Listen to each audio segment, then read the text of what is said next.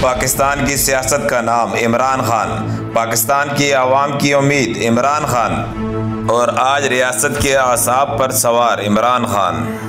پورا ٹولہ ایک طرف، ریاستی طاقتیں ایک طرف اور دوسری طرف اکیلا عمران خان، وہ لیڈر جو 27 سال کرپشن مافیا کے خلاف لڑا، اسی لیے آج وہ جیل میں ہے، بیوی بھی قید میں ہے، ساتھی بھی پابند سلاسل ہیں، لیکن سیاست کا مرکز آج بھی عمران خان ہے۔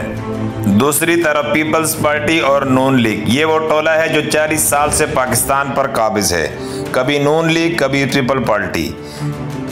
یاد رکھیے 2008 میں پاکستان کا قرضہ تھا صرف 6000 ارب، 2018 میں پہنچ گیا 30,000 ارب پر، اور آج یہ 60,000 ارب سے بھی اوپر ہے۔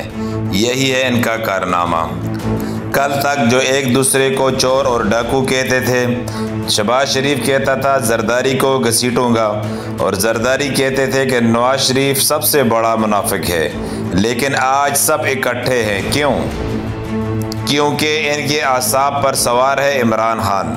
دوسری طرف عدالتوں کا انصاف دیکھیں، تحریک انصاف کا جو رہنما عمران خان کو چھوڑ دے وہ بچ جائے، اور جو ساتھ کھڑا رہے وہ جیل میں ڈال دیا جائے۔ فیصل آباد اینٹی کرپشن کا فیصلہ اس کی تازہ مثال ہے۔ اب سوال یہ ہے کہ کیا آئین اور قانون ایک شخص کے گرد گھومنے لگے؟ کیا عدالتوں کے فیصلے اصول کے بجائے شخصیت پر ہوں گے؟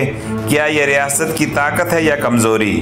یاد رکھیے ریاست مضبوط تب ہوتی ہے جب ادارے مضبوط ہوں اور اصولوں پر کھڑے ہوں، اور کمزور تب ہوتی ہے جب سب کچھ ایک شخص کے خلاف ہو یا حق میں استعمال ہو۔ عمران خان صرف ایک سیاستدان نہیں، وہ ایک نظریہ ہے، کرپشن کے خلاف، بغاوت کا، عوام کے حق کی جنگ کا، انصاف پر مبنی پاکستان کا۔ اور یاد رکھیے جب ایک شخص کے مقابلے میں پورا ٹولہ اکٹھا ہو جائے تو وہ شخص لیڈر نہیں، انقلاب کی علامت بن جاتا ہے۔